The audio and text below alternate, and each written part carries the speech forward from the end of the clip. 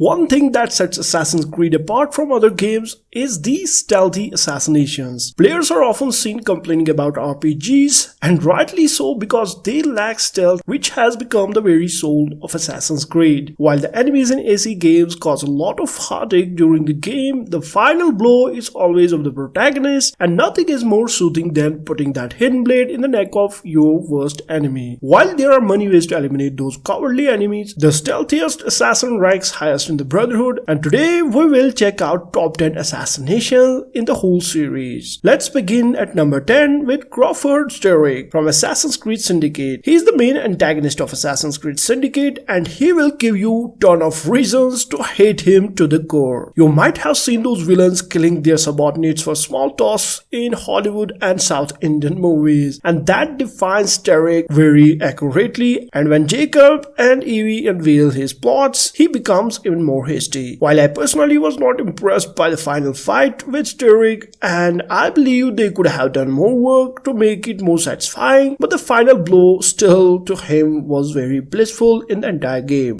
Let's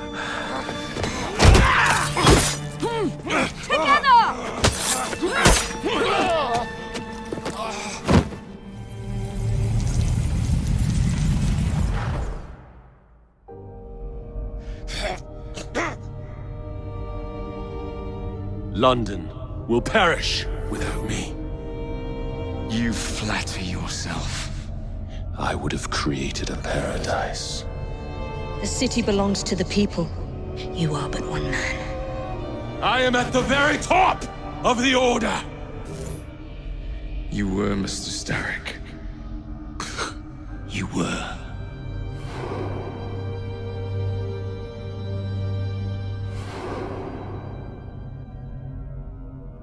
Next at number 9, we have Nuqoud from Assassin's Creed, the man who poisoned his own subjects from an upland wine fountain and blamed them for wars in Holy Land. Nuqoud was also known as the merchant king of Damascus, and he was a coward stealing from his own people. When Altair finally gave him what he deserves, it indeed is very satisfying.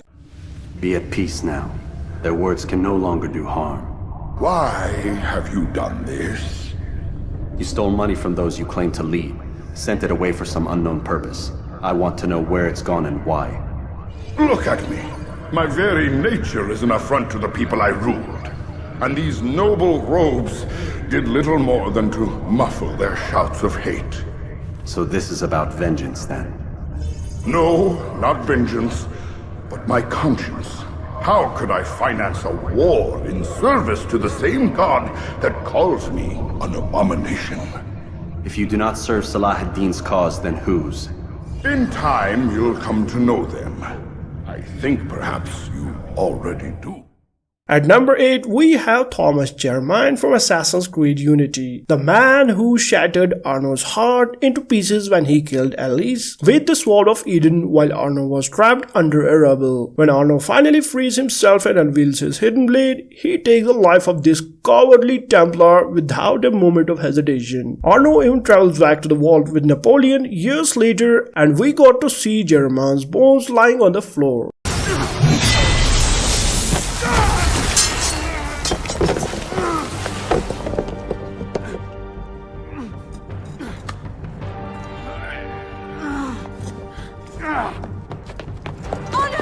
I'm stuck!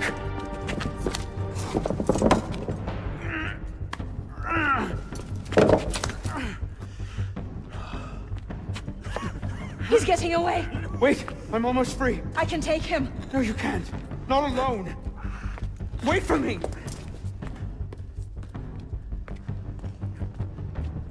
I'm sorry. Elise!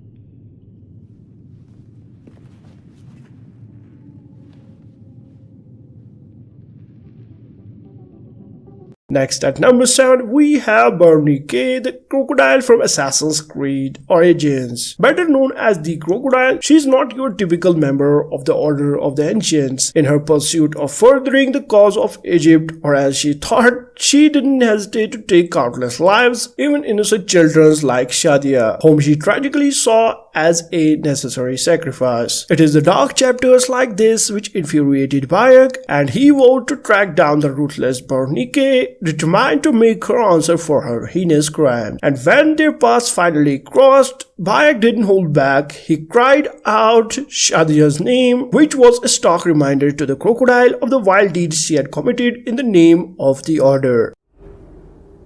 Shadia! Murdered by one of you. Shadia. Who? Shadia! She was the child you drowned! Like all of your kind, you fail to see what greatness lies in store for Egypt. Is that what you tell yourself? You do not remember those you killed. She was the child of Henut and Hotefres. Henot was a stubborn rock. That ledger would have meant the end to all our hopes. You destroyed families. I did what had to be done. I will destroy everything you stand for, Berenike! And I will destroy all others like you! But for now, all that matters is that you killed Shadia! And the last word you will remember is her name! Shadia! Next on the list is Mualim. Well, as mentioned in this video, when I first saw him, I thought he was a great assassin leader who deeply cared for the Order and was planning to train Altair to take his part after him. But the old mentor was hiding a very dark and deep secret in his heart, and we got to know that when Altair killed Robert, who informed Altair of the fact that Mualim is actually a Templar and he is only using Altair for his own gains. Being in such a high position makes his eventual betrayal later on all the more shocking and impactful, as he is initially portrayed as someone Altair and others could trust, and we even believed him to some extent. He even used Apple of Eden against Altair, but the disciple prevailed and killed Mualim.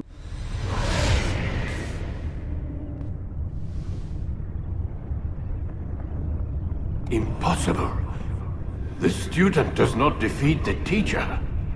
الشيء واقع مطلق بل كل ممكن. So it seems. You have won then. Go and claim your prize. You held fire in your hand, old man. It should have been destroyed.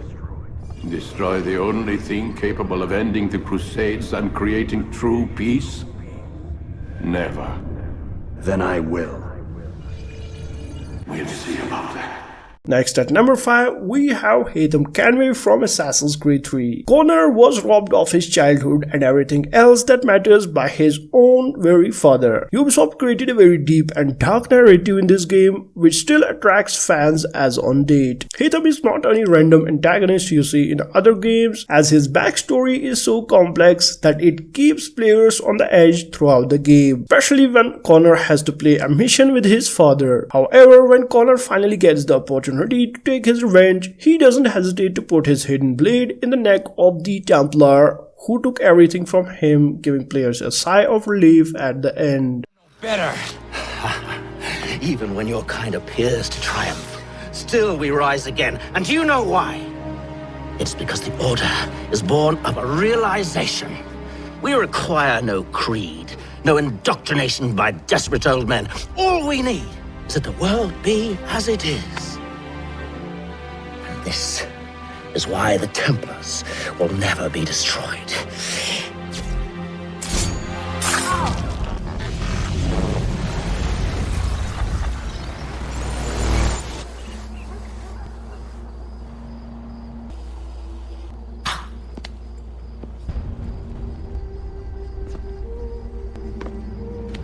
Don't think I have any intention of caressing your cheek and saying I was wrong. I will not weep and wonder what might have been. I'm sure you understand.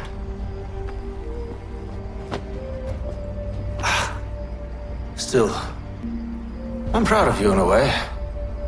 You've shown great conviction, strength, courage.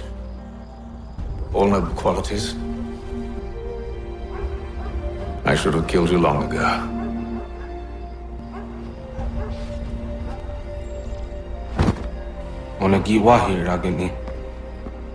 Next at number 4, we have Bartholomew Roberts from Assassin's Creed Black Flag. He is the antagonist, having all the pirate qualities that our protagonist is dreaming to have. Roberts can well be called the most successful pirate of the Golden Age, with him being an icon in the pirate world who had already solidified his place in history as a thriving and highly successful adventurer. His very cold heart and low moral values bring him down. With his eyes always on the observatory, Roberts essentially manipulates Edward throughout the entire game just to get to his goal, which is what fueled our hatred for him as a double-faced villain, making the final assassination all the more satisfying.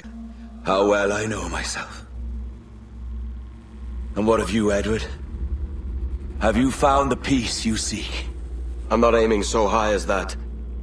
For what's peace but a confusion between two wars? Oh, you're a stoic then.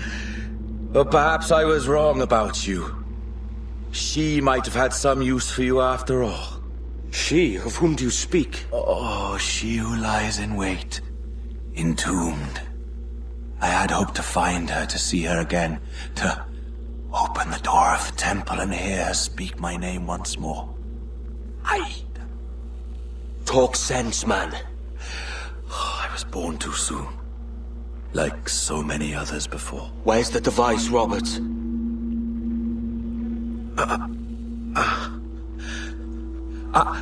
Destroy this body, Edward. The Templars. If they take me... At number 3, we have Charles Lee from Assassin's Creed 3. At first, you might think he is a naive character being used by Haytham, but as we move forward and get to see him as Little Connor, Lee turns out to be a vicious, maniacal, and violent man who tortures Connor and threatens him that he would utterly destroy him and everyone who Connor held dear if he continued meddling in the Templars' plans. He even burned whole villages and didn't even spare children, but he was so egoistic that at the end he didn't even utter a word. But he was stuck, so he bows his head and accepts that he had finally been caught as Connor puts his hidden blade into Lee's chest.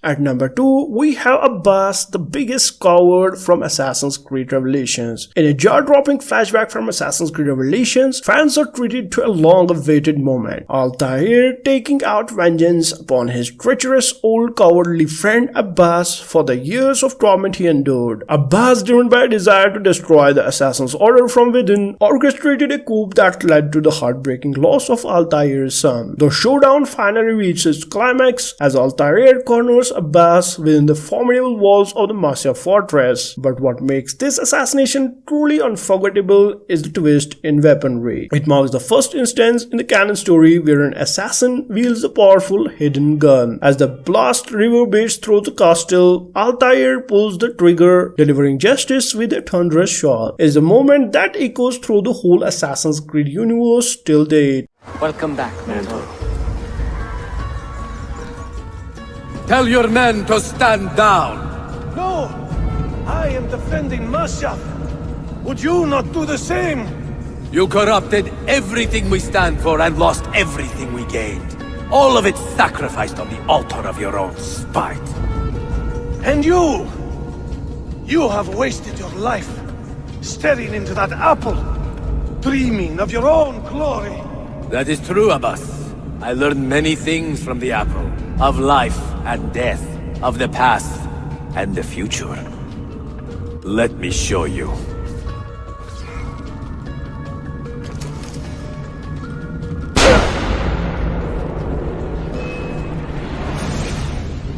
And finally, at number 1, we have Uberto Alberti from Assassin's Creed 2. Assassin's Creed 2 is where our favorite Ezio's epic journey into becoming a legendary assassin kicks off. But it's not just any journey, it is an emotional rollercoaster ride for players which starts with pain and ends with a very deep life lesson. Amidst all the Templar takedowns in Ezio's saga, one assassination stands out as the most gratifying: the killing of Uberto Alberti. The man who condemned Ezio's father and brothers to a cruel fate initially appeared as a trusted family friend. This shocking betrayal infuriated players, creating a dramatic twist in the narrative and pushing the story forward. While Ezio couldn't exact his revenge during the public execution, he simmered with frustration and unquenchable thirst for revenge. The moment of satisfaction comes closer when Da Vinci repaired Ezio's hidden blade, symbolizing the turning point in his transformation, and the players had to navigate the bustling crowds with utmost care and then finding the perfect moment. Then in a heart-pounding sequence, Ezio delivered 5 swift stabs to Uberto's chest. It was an electrifying moment, and although it occurred early in the game, it set the stage for Ezio Auditore's legendary journey and remains one of the most memorable and satisfying assassinations in the whole series.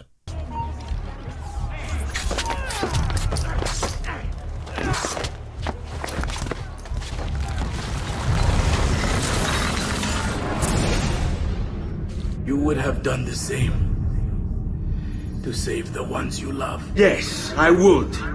And I have. The Auditori are not dead! I'm still here! Me! Ezio! Ezio Auditore!